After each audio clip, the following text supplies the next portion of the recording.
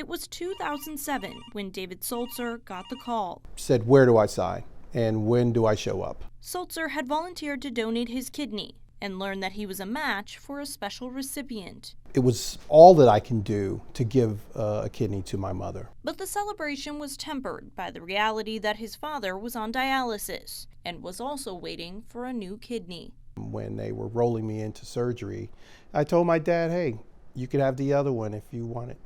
And he said, well, that would mean you wouldn't live any longer. I said, well, hey, you're the one that gave me life, so I can give it right back to you. Sulzer gave the gift of life to his mother, but his father kept waiting. He passed away waiting for that kidney, like many people in America do today. About 90,000 Americans are waiting for a kidney donation. There's a pretty significant supply and demand issue when it comes to organs for transplant.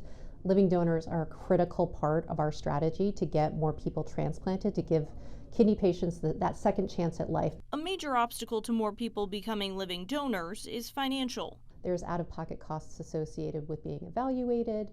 There's insurance costs for life and disability insurance. And there's, taking time off work, which can be a real barrier for people.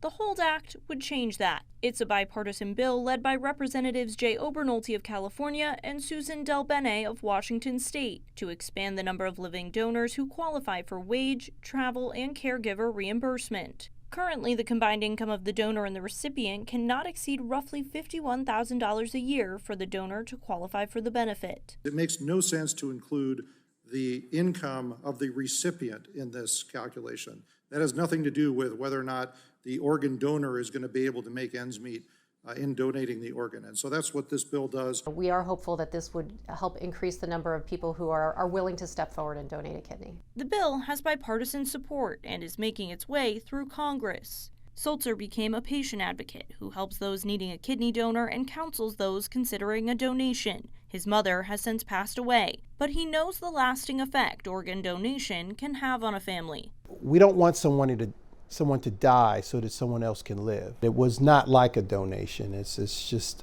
giving life to someone that you love.